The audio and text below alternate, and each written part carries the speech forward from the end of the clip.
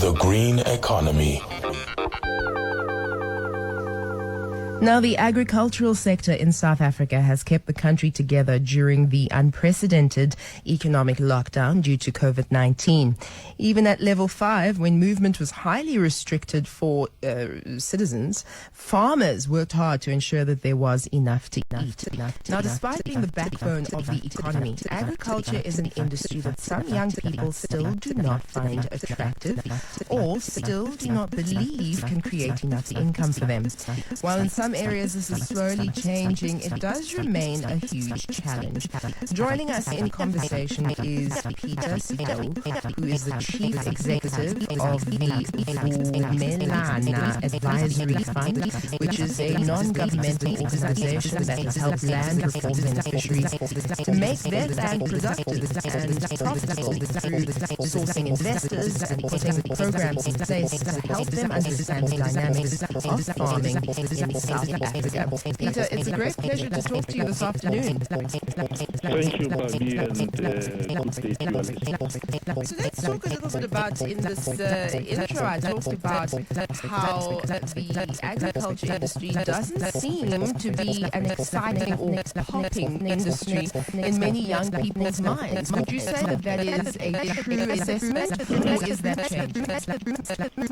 Well, I think one needs to probably, agree with the notion that the agricultural sector is one of the sectors that has largely not been seen by young people as a go-to sort of industry when young people are looking for jobs. However, one needs to indicate that over the number of years, we've seen some considerable progress in getting younger people to really meaningfully participate in agriculture and related industries. However, we do believe that more can be done in encouraging young people to specifically take leadership positions in this area. I think as a country, we need to promote and foster an environment within which we're creating a setting for their meaningful participation, while ensuring that their voices are heard on what should be done and how things should be oriented, how should we pursue things. The involvement in my belief beyond just being part of the labor market should extend to really shaping them, helping them so that they can assume management position over time. And they can also influence how things are done. These are people who've got access to the internet, who young minds who are willing to learn more. So we should really try and tap into their innovation to see if we can't really start doing things different. And perhaps maybe the main point that I think one is really raised. Up to now, we do not have credible statistics in terms of how many young people are really involved in this sector. I think for us to really meet any challenge, we cannot continue saying young people are not involved in agriculture without really saying to what extent or if we are to make progress, we need to come up with tailor-made mentorship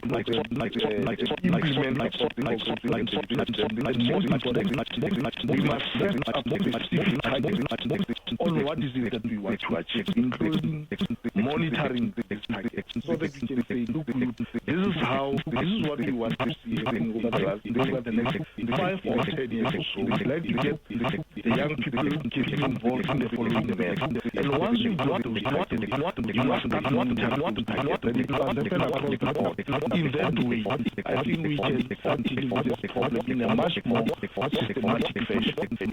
It's very important to lay a foundation of what it is we're working towards. So, as Vumelana Advisory Fund, talk to me about some of the key opportunities, some of the key training programs that youth may find easy to participate in to get into the agriculture space.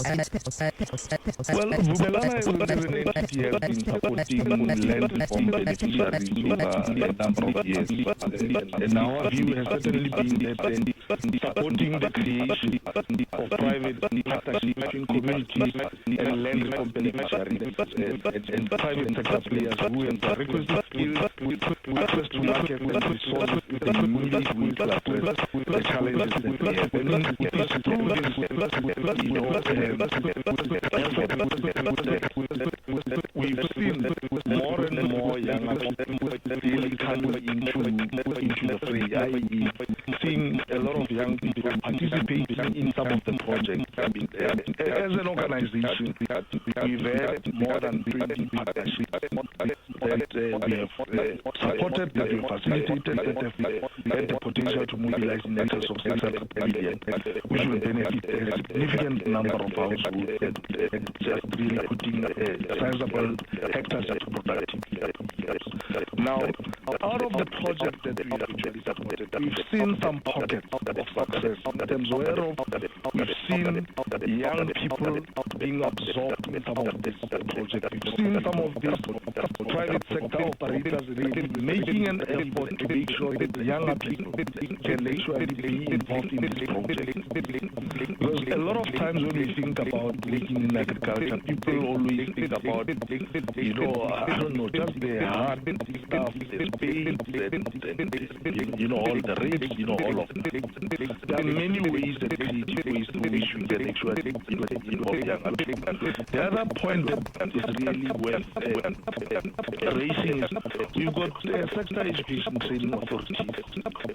We need to find better ways through which we can partner with the relevant sector education training authorities to make sure that the younger people can start dedicating themselves. I think we also need to move away from a tick box approach. And when I say a tick box approach, we can't sit in our little offices or corners and hope that we know what is the need out there. We really need to start talking to young people to understand their aspirations, to understand what is it that they need, so that when we put in place interventions, we do so on an informed basis. Secondly, it must respond to a specific need as opposed to what we've seen thus far. So really, what I'm appealing for is a situation, a scenario where we can start talking to youth organizations or sectors or entities that represent younger people and seeing what is the need out there and see how we can match those aspirations with programs or even develop programs jointly with our sector education training authorities and some of the higher education entities like universities, your colleges, and it is only through that we can start really inculcating a different way of addressing youth needs and ensuring that we can involve them in agriculture and other areas or sectors of the economy. What does it mean that you've helped land reform beneficiaries make their land productive? Is getting land itself still a huge barrier of entry? So what about those who are not beneficiaries? Well, the issue of land reform in South Africa is a constitutional imperative, as we all know. However, what we've seen over the number of years is that people got their land either through restitution program or through a redistribution program. But the challenge was people were not always given or for that matter, provided with the resources like your finance, because you need money in order to run this land once the land has been restituted or once it has been distributed. So our view is, while, and I think that we are going to see more and more instances where there is a need for the private sector to get involved. I mean, if we look at the challenges that we are currently experiencing with COVID-19, we would expect that a lot of resources that government has would go towards dealing with the effects of COVID-19. So we believe that the private sector can play a big role. There's a need for compact between the private sector, government, and generally South Africans in general to make sure that we can start making sure that once land has been or is put in the hands of our it can be used productively. We have unfortunately seen some instances where land was restituted and some of the projects collapsed, we lost jobs. I think in as much as we want to make sure that our people get the land, we need to make sure that simultaneously, when we give them the land, they must be provided with the requisite post-settlement support to make sure that they can use the land appropriately and productively. And that is indeed what you aim to do with Vumelana. But is it a misconception that farming has high barriers to entry? Well, I would say that there'll always be barriers in every sector of the economy if you want to really get involved in anyone. But we are saying, I mean, agriculture is one of the areas which have got the potential to create many jobs, as it were.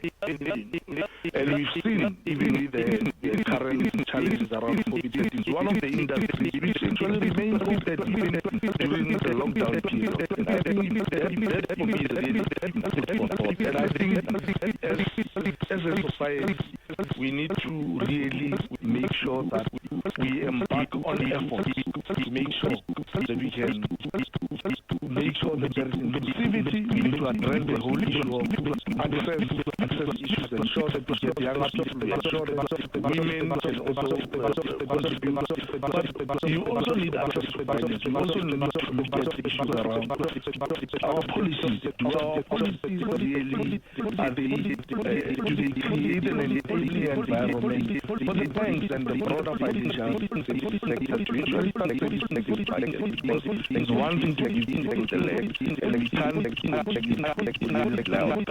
some point we need to get our kids to the point where they can access finance from the formal financial sector so that we take the land. We've actually run out of time, Peter. How do you find you? How do you find Vumelana? Well, people can go into our website. Our website is www.vumelana.org.net. Setou, thank you very much. The Chief Executive of Vumelana Advisory Fund, talking all things green economy, an initiative to attract and retain youth in agriculture.